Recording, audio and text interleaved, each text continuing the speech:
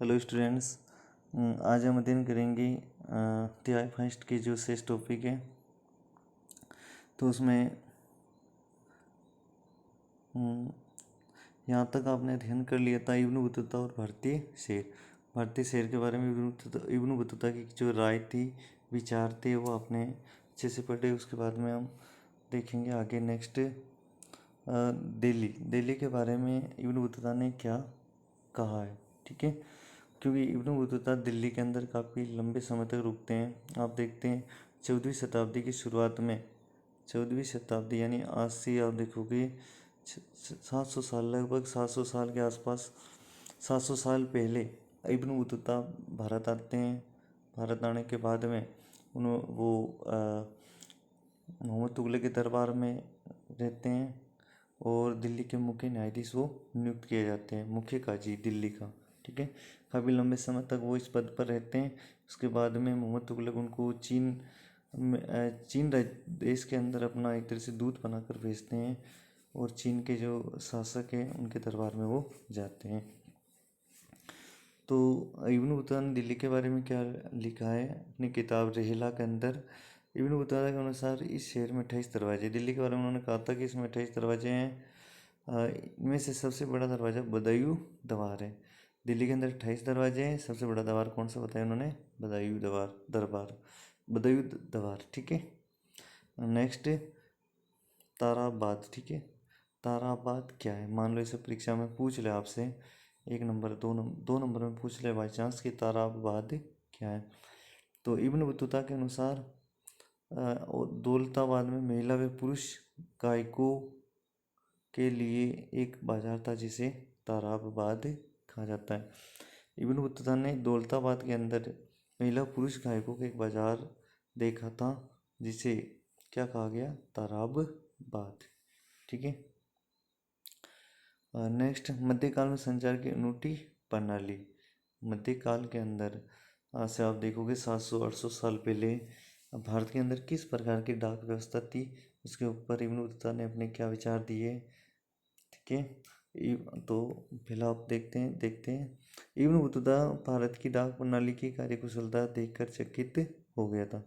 भारत की जो डाक प्रणाली थी अत्यंत कुशल डाक प्रणाली थी, जिसमें सूचना एक स्थान से दूसरे स्थान पर तीव्र गति से भेजी जाती थी और इसी वजह से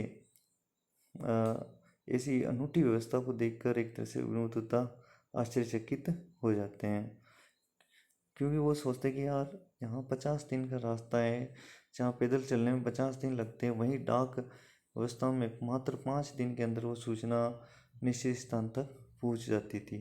तो इस प्रकार से ऐसी अनूठी व्यवस्था उन्होंने पहले कभी नहीं देखी थी। दूसरा, इसे व्यापारियों को भी अत्यंत लाभ हुआ था। भारतीय जो डाक व्यवस्था थी उससे व्यापारियों को भी लाभ। देखो, राजा को तो हो ही रहा है लाभ।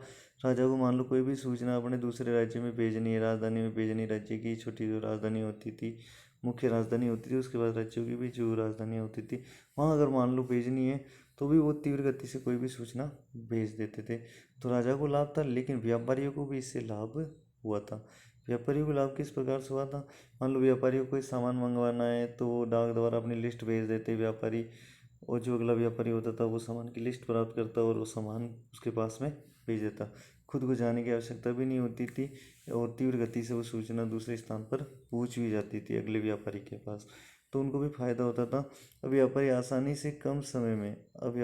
आसानी से कम समय में लंबी दूरी तक सूचना भेज सकते थे। यानी लंबी दूरी तक मान लो कोई भी सूचना भेजनी तो आसानी से कम समय में भेज सकते थे। व्यापारी अल्प समय में इस प्राप्त सूचनाओं के आधार पर माल भी भेजने में समर्थ हो गए। अब व्यापारी जो बिल्कुल कम समय में तीव्र गति से जो सूचना प्राप्त होती थी उसके आधार पर वो तुरंत माल भेज देते थे। ठीक है, तो व्यापारियों को भी बहुत अधिक फायदा इस व्यवस्था से हुआ था। और उदाहरण के लिए बताया गया कि सिंध से दिल्ली तक की यात्रा में 50 दिन का वक्त लगता था, परंतु गुप्तचर जो होते थे वो जो खबरें भेजते थे दिल्ली के सुल्तान के पास में, भारत के सुल्तान के पास में, तो मात्र 5 दिन में 50 दिन का जो सफ़र है, अगर आप सूचना भेजना चाहें तो 50 दिन लगे। वही खबरें सूचनाएं गुप्तचर और डाक व्यवस्था द्वारा मात्र 5 दिन में सुल्तान तक पहुंचा दी जाती थी। यानी इतनी कार्यकुशलता डाक व्यवस्था के अंदर मौजूद थी। नेक्स्ट, इब्न बतूता के अनुसार भारत में 2 प्रकार की डाक व्यवस्था थी। इब्न बतूता ने भारतीय डाक व्यवस्था को अच्छे से देखा, समझा और उन्होंने कहा था भारत में 2 प्रकार की डाक व्यवस्था थी। पहली अश्व डाक व्यवस्था, यानी डाक किसके माध्यम से भेजी जाती थी? अश्व के द्वारा। ठीक है, अश्व पर जो कर्मचारी होते थे अश्व की सहायता से डाक को एक स्थान से दूसरे स्थान पर भेजते थे। दूसरी जो डाक व्यवस्था थी वो थी पैदल डाक व्यवस्था। यानी इसमें क्या होता था कि जो डाक देने वाला भेजने ले जाने वाला जो व्यक्ति है वो पैदल चलकर डाक को निश्चित स्थान तक पहुंचाता था। तो इस प्रकार से 2 डाक व्यवस्था थी। लेकिन बात इम्पोर्टेंट बात यह है कि दोनों डाक व्यवस्था अब अपने अनुसार तो अश्व डाक व्यवस्था है वो तीव्र होनी चाहिए, लेकिन वो तीव्र नहीं थी। पैदल डाक जो व्यवस्था थी वो अधिक तीव्र मानी गई। यानी सूचना को जल्दी कौन पहुंचाती थी? पैदल डाक व्यवस्था। ठीक है, सेकंड वाली है ना। तो इस प्रकार डाक व्यवस्था संबंधी जो टिप्पणी अगर इब्न बतूता की भारतीय डाक व्यवस्था पर पूछे तो आपको इस प्रकार से इनमें से पॉइंट्स लिखने हैं। फिर next, Travels in the Mughal Empire नामक जो पुस्तक है उस पुस्तक के अंदर क्या लिखा गया है, पुस्तक किसने लिखी है, ये आपको बताना। Mughal Travels in the Mughal Empire यानी मुगल साम्राज्य की यात्रा, उसमें ये पुस्तक लिखी थी बर्नियर ने। ठीक है, उस पुस्तक किसके द्वारा लिखी गई है? बर्नियर के द्वारा। फ्रांस के व्यक्ति थे और इन्होंने भारत की यात्रा की थी मुगल काल में। इसी ग्रंथ बर्नियर ने मुगल कालीन भारत की तुलना यूरोप से की थी। इस पुस्तक के अंदर बर्नियर ने जो भारत की तुलना की थी उस समय के मुगल कालीन भारत की, वो तुलना किससे की थी? यूरोप से। बर्नियर को भारत को बर्नियर ने यूरोप के विपरीत पिछड़ा निम्न कोटि का देश बताया था।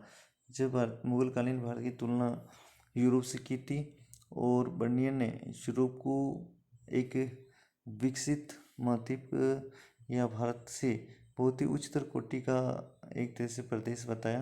यानी भारत को कैसा माना उन्होंने? निम्न कोटि का और पिछड़ा हुआ माना। किसने माना है? बर्नियर ने।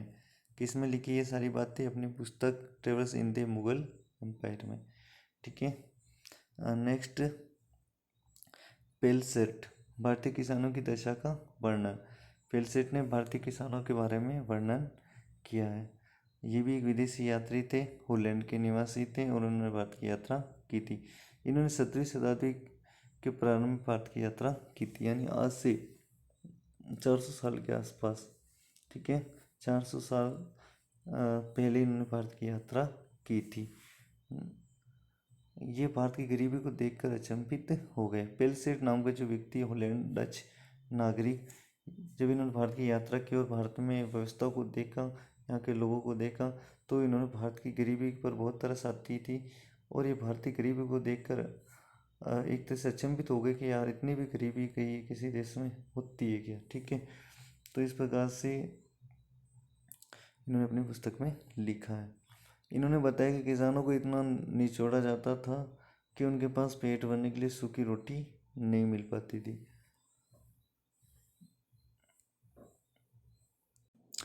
किसानों के बारे में पेलसेट ने लिखा कि भारतीय जो किसान हैं इनका बहुत ही अधिक शोषण किया जाता है और शोषण के कारण इनको एक तरह से पेट भरने के लिए जो सूखी रोटी वो भी नसीब नहीं हो पाती। इस प्रकार से भारतीय किसान अत्यंत गरीबी में जीवन जी रहे थे और अत्यंत दुखी थे।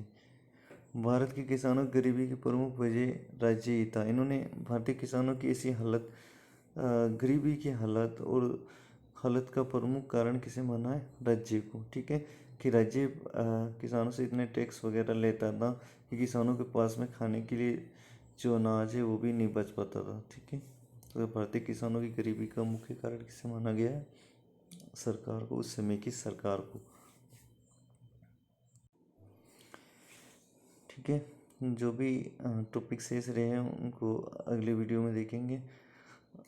Okay, thanks.